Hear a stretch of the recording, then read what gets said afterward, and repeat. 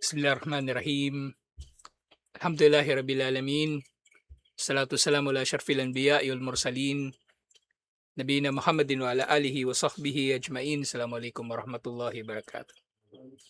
So inshallah, alamul jin wa syayatin. Sinakaraan na talakay na natin yung tungkol nga sa mga manghuhula. At gayon din tungkol doon sa mga astrologer, yung mga gumagawa ng horoscope at iba pang katulad nila. At minsan nga nagkakatotoo yung sinasabi nila. Kasi nga yung sinasabi nila, mga pananalita nila ay nakadisenyo na maaari itong maunawaan sa iba't ibang paraan. Na kumbaga lalapat siya sa iba't ibang mga pangyayari. Naiisipin ng tao na ito ay nagkatotoo. Kasi general naman yung sinasabi nila, pangkalahatan. Pangkalahatan yung kanilang mga sinasabi. Pero syempre, maaari din mangyayari na yung kanilang mga sinasabi ay nagiging tama dahil sa connection nila sa mga engkanto, sa mga demonyo lalo na nagbibigay sa kanila ng impormasyon. Dahil nga maaring magkakaroon ng mga demonyo ng kaunting kaalaman sa mga bagay-bagay na mangyayari sa hinaharap. Lalo naman pagdating sa mga bagay-bagay na nangyari noon o nangyari ngayon sa kasalukuyan. Kasi naobserbahan nilang maraming mga bagay, nakikita nila ang mga hindi natin nakikita at iba pa. Kaya halimbawa doon sa mga usapin ng mga maring mahirapan sila doon sa mga impormasyon sa hinaharap, pero tungkol sa mga nawawalang bagay, halimbawa, nawawalang mga bagay, papahanap sa kanila o impormasyon tungkol sa mga tao na itinatanong sa kanila, maaring malalaman nila yun. Maaring malalaman nila. So dito nga, wasidkuhum fil umuri al-juz'iyah imma annahu yarji'u ila al-firasati wat tanabbu. Sa maaring mangyari na nagkatotoo yung kanilang mga sinasabi sa ilang mga bagay dahil sa kanilang firasa at tanabbu. Yung firasa, ito na yung kakayanan ng tao na malaman yung ilang impormasyon tungkol sa ibang tao sa pamagitan ng pagtingin sa kanilang itsura, sa kanilang anyo, sa kanilang gawain, at ilang mga bagay. So, gumagamit din sila ng psikolohiya, ng psychology, at ginagamit din nila yung kanilang talino. Pero ito na nga, maaaring mangyayari na yung kanilang mga sinasabi ay mula sa kanilang mga partner na demonyo. Wa imma an takuna hadihil kalimatus sadika mimma khatafahul jinnu min khabaris sama. Maaring ang mga sinasabi nila ay nagkakatotoo dahil ito ay mula sa mga narinig ng mga demonyo doon sa langit. Ngayon, nababanggit ito sa hadith na sila ay nagpapatong-patong. At aakit sila sa langit, pakikinggan nila ang pinag-uusapan ng mga anghel. Pero nang isinugo na si Propeta Muhammad sallallahu alaihi wasallam, natagpuan nila na mas matindi na ang pagbabantay sa langit at hindi na sila basta-bastang nakakapakinig sa mga pinag-uusapan doon. Hindi na sila basta-bastang nakakapakinig. Hinahabol na sila ng apoy. At itong apoy na ito, maaaring hindi natin ito nakikita. Kasi maaaring makita tayo ng apoy sa langit Mga meteor o kaya yung comet. Pero not necessarily ganun. Kasi algabe na ito So maaaring hindi na natin nakikita yung apoy na ibinabato sa kanila para itaboy sila mula sa langit. Iniulat na Imam al-Bukhari at Imam Muslim mula kay Aisha radhiyallahu anha. So ila Rasulullah sallallahu alaihi wasallam anil kahan. Tinanong daw si Propeta Muhammad sallallahu alaihi wasallam. Tinanong daw si Propeta Muhammad sallallahu alaihi wasallam tungkol sa mga manghuhula. Faqala, laysu bi shay'in. Wala raw silang pinangahawakan na kahit na ano. Walang kwenta ang kanilang mga sinasabi. Kaya dito, laysu bi shay'in, wala talagang halaga na makikinig tayo, magbibigay tayo ng pansin sa kanila. Qalu ya Rasulullah, nagtanong yung mga tao, sugo ni Allah, innahum yuhaddithuna na bisyai'i fayakunu hakkan. o sugo ni Allah. Minsan, sinasabi nila sa amin ng ilang mga bagay at nagkakatotoo. Faqala Rasulullah sallallahu alaihi wasallam, tilkal kalimatu minal haqqi yaktafuha al-jinni. Ang sinasabi nila sa inyo na nagkakatotoo, yun ay totoo nga talaga na mangyayari, na napakinggan o nasagap ng engkanto. Nasagap niya. O kumbaga, yaktaf nga dito ninakaw. Kumbaga, hindi sila dapat na nakikinig doon o nakakarinig noon, pero narinig nila at nakinig sila, pinakinggan nila. Kaya nila nakuha yung impormasyon. Yun yung yaktaf eh. Halimbawa, may nag-uusap na dalawang tao. Tapos sekreto ka nakikinig sa kanila. Kunwari meron kang ibang ginagawa pero nakikinig ka talaga sa kanila. Yun sa ganong konteksto. Yung khataf na ito. Sa ganong konteksto. So ganun din yung mga engkanto. Si mga anghel, nag-uusap-usap sila kung paano nila ipapatupad yung mga itinakda na ni Allah. Nag-uusap-usap sila. At kung ano mga itinakda ni Allah. Tapos papakinggan yun ng mga engkanto. Fayakdibuha fi uduni waliyihi. Fayaklitumuna ma'aha mi'ata kadiba. At itong narinig nila, ibubulong nila o sasabihin nila sa tenga nung kanilang kakampi o kasabwat. At ito na nga yung mga salamangkero. At kabilang na sa mga salamangkero yung mga manghuhula. At hahaluan nila, itong sinasabi nila na ito, hahaluan nila ng 100 kasinungalingan. Kasi ang nangyari nga, hindi naman nila narinig lahat. Hindi naman nila narinig lahat. O, kumbaga, hindi nila naiintindihan yung kanilang narinig. Kaya hahaluan nila. Hahaluan nila ng kasinungalingan. Siyempre, pinaglalaroan nila yung manghuhula din eh. Pinaglalaroan nila. Ibibigay nila yung mga ilang pananalita. Bahala na yung manghuhula. Paano niya unawain yun? Kumbaga, pinaglalaroan niya lang din yung manghuhula. Kaya nga yung mga manghuhula, hindi naman sila nagsasalita tungkol sa mga bagay-bagay na specific eh. Hindi, never sila nagbanggit ng specific na bagay. Di ba? Yung tungkol sa eksaktong, kasi kung narinig talaga nila lahat o nalaman nila eksakto lahat ng detalye. So dapat alam nila eksakto yung mga detalye ng mga bagay-bagay na mangyayari. Alam nila. Pero yun nga, hindi nila nabatid yun lahat. Kasi ninakaw lang nila yun eh. Ninakaw lang nila sa mga anghel. Pinakinggan nila na hindi naman nila dapat pinakikinggan. So sasamahan nila yun ng kasinungalingan. وَإِذَا كَانَتِ الْكَدِيَّةُ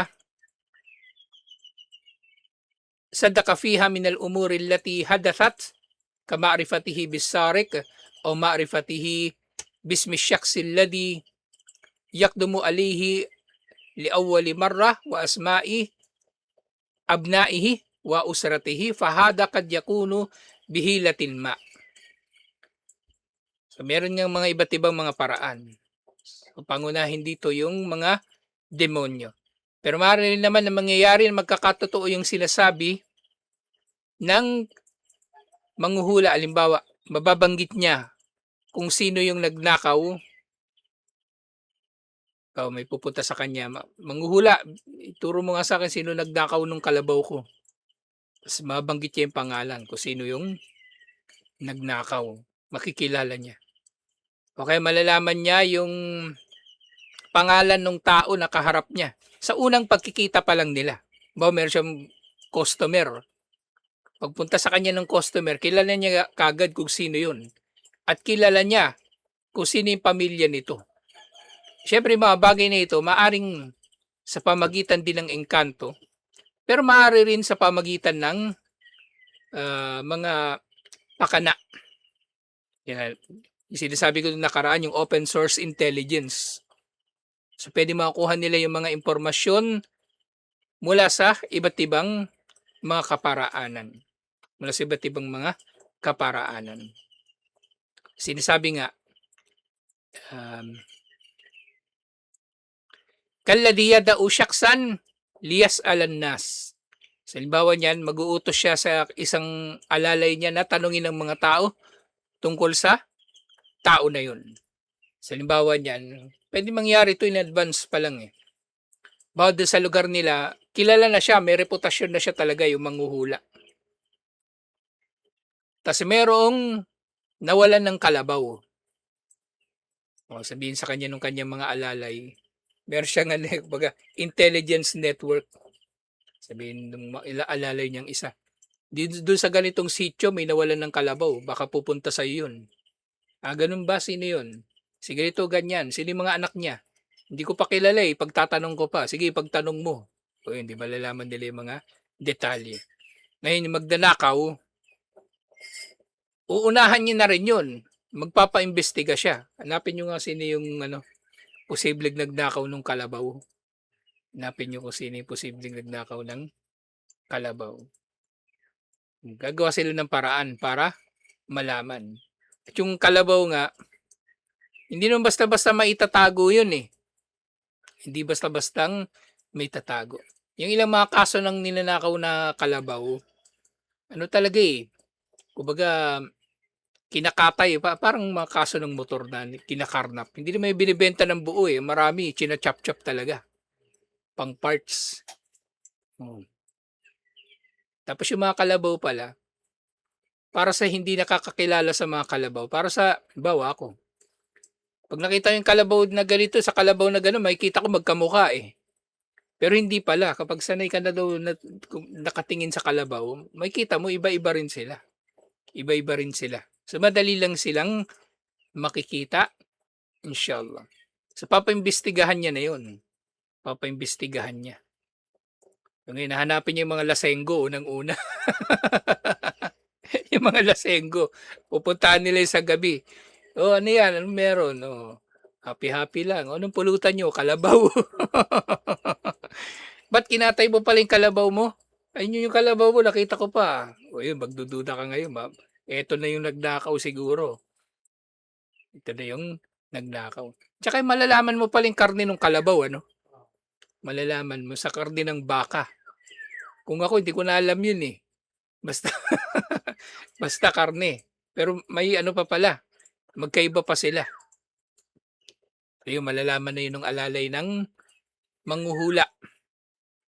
Sa pagtatanong-tanong na yun, mag-iimbestiga na yun. Matakuna indahu wasilatun listimai akwalihim kablaan yumathilu bayna yaday.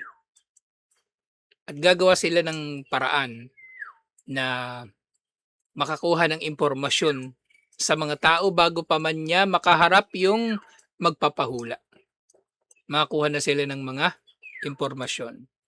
Aw yakuna hada min fi'li shayatin. Siyempre, maaaring mangyari ito na may kinalaman talaga yung mga demonyo. Yung mga demonyo. Wa ilmu shayatin bil umuri allati hadathat wa waqa'at laysa bil amri al mustagrab. So yung katulad na binabanggit ko kanina. Maaaring mahirap para sa demonyo na malaman yung mangyayari sa hinaharap. Pero yung mga nangyari sa kasalukuyan o nangyari nung nakaraan, maaaring meron silang mas maraming impormasyon doon eh. Kasi nasaksihan nila.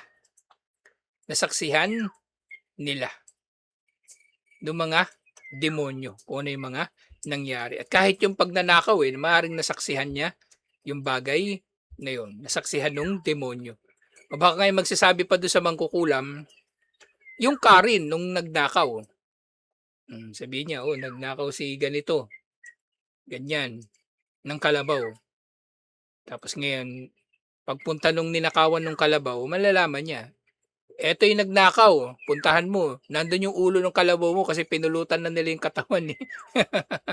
Napulutan na nila yung katawan. Yung paa naging tapa na. Puntahan mo dun sa kubo niya, dun sa bundok. Dun niya tinago yung ulo, may kita mo ba dun? Binibilad pa nila sa araw. Gagawin pinipreserve pa nila yung ulo. Kaya nga dito, napagtibay talaga na meron din talagang mga manghuhula na meron silang ugnayan sa mga demonyo. Sinabi ni Ibnul Qayyim rahimahullah, al-kahanatu rusulus syaitan. Ang mga demonyo daw o yung mga manghuhula, sila daw ay mga sugo ng mga demonyo. At tinawag sila mga sugo ng mga demonyo kasi kung paano yung mga sugo tumatanggap ng wahi mula kay Allah, sila tumatanggap nga ng wahi, kapahayagan mula sa mga demonyo. So maaaring live, di ba? Live, kausap mo yung manghuhula. Makakatanggap sila ng impormasyon mula doon sa demonyo na kasabot nila. Sa mga manghuhula daw, sila daw ay mga sugo ng mga demonyo. Lianal musyrikina yahrauna ilayhim wa yafzauna ilayhim fi umuril adim. Fi umurihim al-idam wa yusaddikunahum wa yatahakamuna ilayhim wa yarduna bihukmihim kama yaf'alu atba'ar rusuli kama yaf'alu atba'ur rusuli birrusul. So sila ay tinawag ni Ibnul Qayyim rahimahullah na mga sugo ng mga demonyo kasi nga katulad kung paano yung mga sugo ni Allah ay kumbaga umiiral o nagkakahawig yung kanilang mga gawain. Kasi daw yung mga musyrik, nagmamadali raw sila papunta dun sa mga manghuhula. Katulad ng kung paanong nagmamadali ang mga mananampalataya patungo sa sugo. Diba? Yung mga sahaba radhiyallahu anhum, nagmamadali sila kapag tinawag sila ni Propeta Muhammad sallallahu alaihi wasallam. Sinasabi nila, sam'an wa ta'atan. Sinasabi nila, labbayka ya Rasulullah. At iba't iba pang mga ganitong sinasabi. So, nagmamadali sila patungo sa mga demonyo. Itong mga manghuhula, nagmamadali sila. At gayon din, kumbaga, pagpunta naman nila doon, umaasa sila na magpapahayag yung manghuhula ng mga bagay-bagay na totoo. At pinaniniwalaan nga nila ito na magkakatotoo. Katulad ng sinasabi nga ng mga sugo. Yung mga sahaba naniwala kay Propeta Muhammad sallallahu alaihi wasallam. Yung mga hawariyun, yung mga disipulo naniwala kay Isa alaihi salam. At iba pa. Ganyan nga din yung mga musyrik. Ang binabanggit dito musyrik, pero pwedeng mangyayari na Muslim, nakikilalang Muslim yung ganito rin ang kanyang asal tungo sa mga manghuhula. So kinukuha nila yung mga manghuhula bilang tagapagdesisyon nila sa mga bagay-bagay. Bibiyahe ba sila o hindi, di ba? Yung katulad ng ginagawa ng mga naunang musyrik na mga Arabo. Sa bukod doon sa ibon, maaring kukonsulta sila sa mga manghuhula. At ganito rin kahit sa ibang mga bansa, ibang mga nasyon. So, di ba yung mga Griego, meron silang oracle, tatanungin muna yun ng hari, maganda ba makipaggera sa panahon na ito? At sasagot yung manghuhula. Kung maganda ba o hindi. So, nakabatay sa sasabihin ng manghuhula yung desisyon nila. At kung ano man ang sabihin ng manghuhula, yun nga, nalulugod sila. Nalulugod sila kung ano ang sasabihin ng manghuhula. Hindi sila nagrereklamo. Hindi sila nagrereklamo. At yun nga, katulad ng ugali ng mga mananampalataya sa sugo. Kama yaf'alu atba'ur rusuli birrusul. Fa innahum ya'taqiduna annahum ya'lamun al-ghaib. Katulad ng ginagawa ng mga tagasunod ng mga sugo.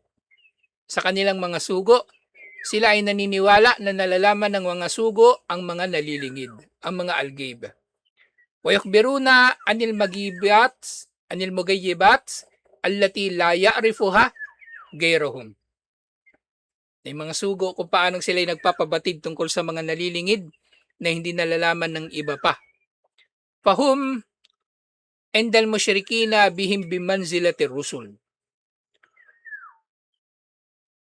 Kaya yung mga manghuhula, katulad nga ng mga sugo sa pagtrato sa kanila ng mga naniniwala sa kanila. Falkahina, rusulus syaitan, hakikatan. Kaya yung mga manghuhula, sila ay mga mensahero. Sila ay mga sugo ni Satanas o ni Iblis mismo. Maaaring kausap mismo nila si Iblis o yung tauhan ni Iblis.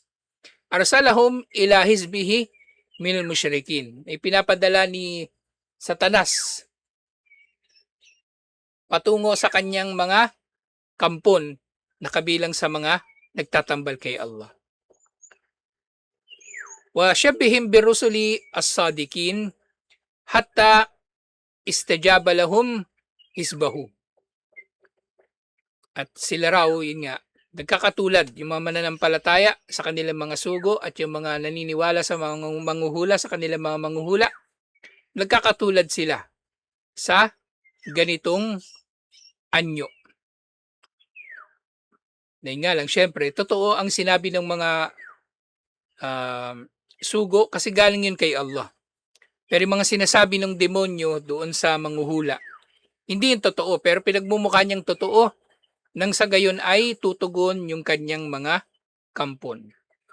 Nang sa gayon ay tutugon ng kanyang mga kampon.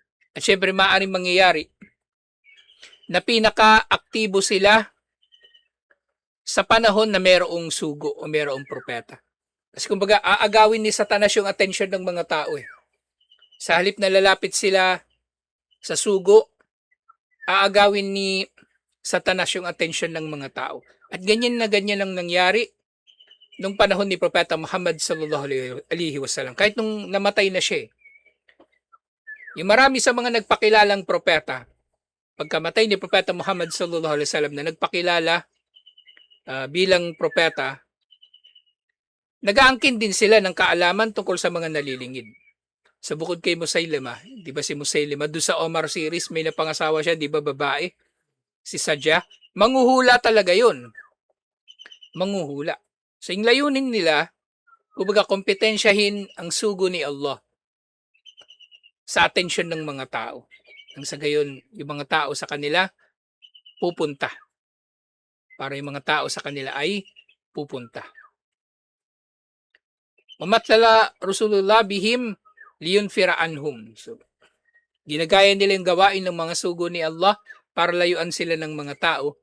Wa yaj'alu rusulahu humus sadiqina al-alimina bil ghaib. At pinagmumukha niya na yung kanyang mga sugo na mga manghuhula ay nagsasabi ng katotohanan at nakababatid sa mga nalilingid.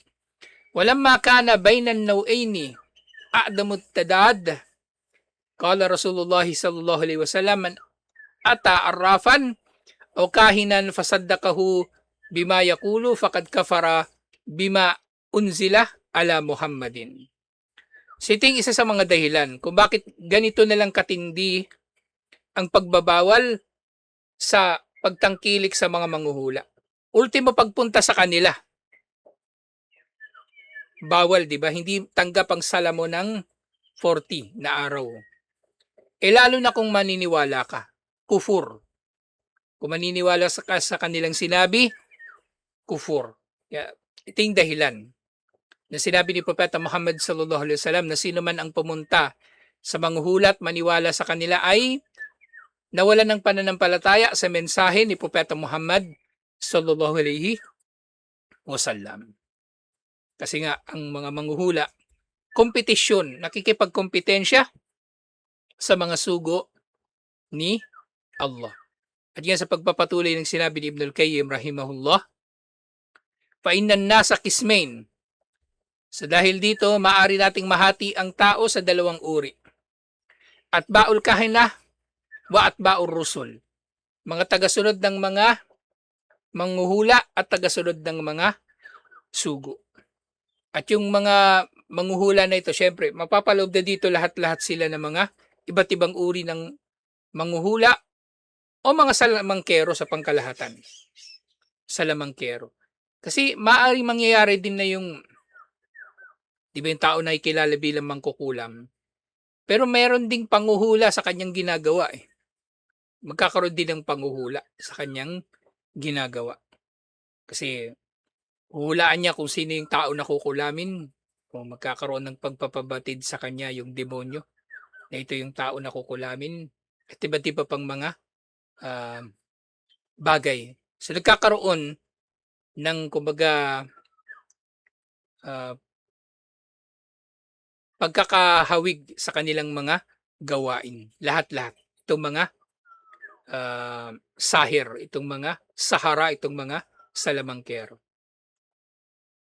So meron daw dalawa, yun nga, yung tagasunod ng mga salamangkero, ng mga manghuhula at tagasunod ng mga sugo. Fala yajtami'u fil abdi an yakuna min haula'i wa haula. Kaya ganun din. Bakit ganun ang sinabi ni Propeta Muhammad sallallahu alaihi wasallam? Kufur ang maniwala sa mga manghuhula. Kasi hindi pwede na mangyayari na kabilang ka sa tagasunod ng sugo, tapos kabilang ka sa tagasunod ng mga manghuhula. Hindi pwede. Sa isang bahagi ka lang. Hindi pwede.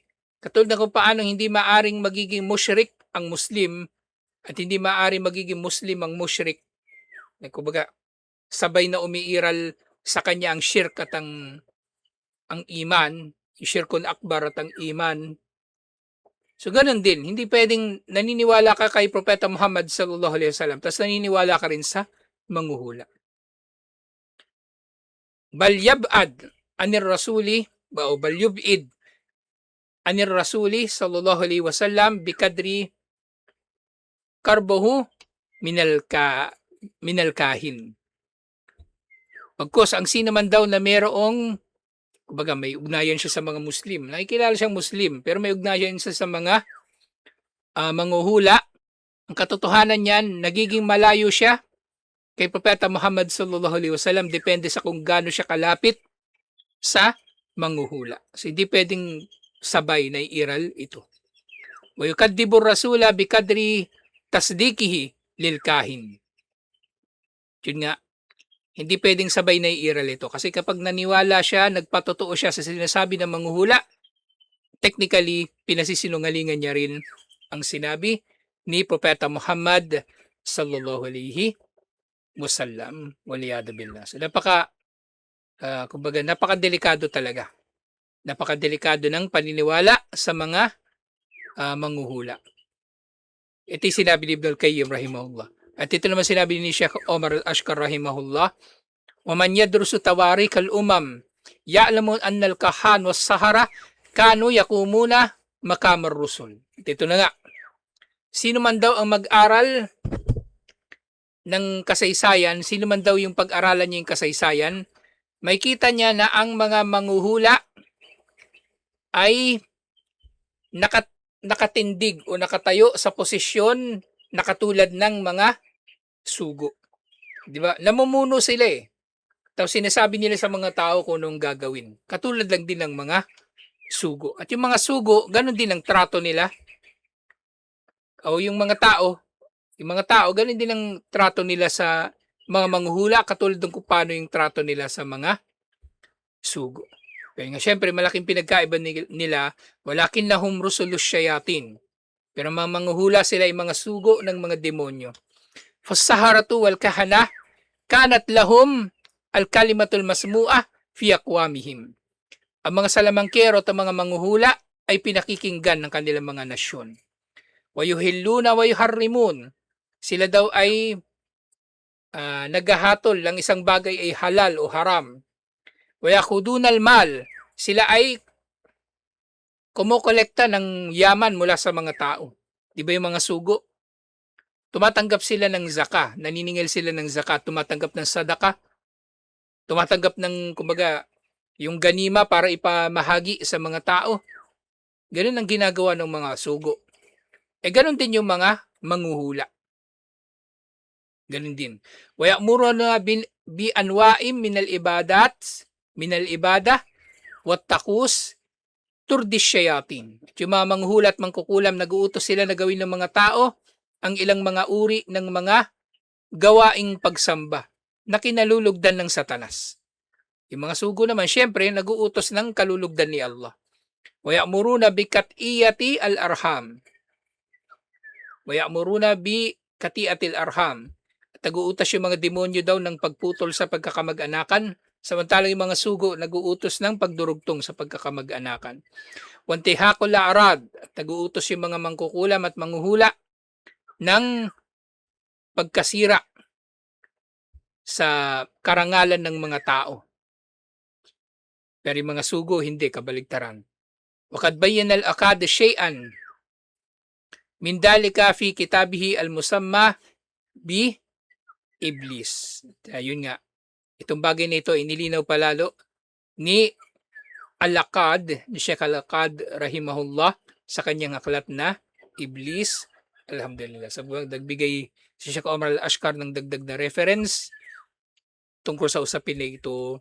Alhamdulillah. So ito yung akay natin dito at yung sunod na usapin na inshallah. Ano ba yung dapat gawin ng mga Muslim tungkol sa mga bagay nito? Tungkol sa mga manghuhula at kanilang panghuhula.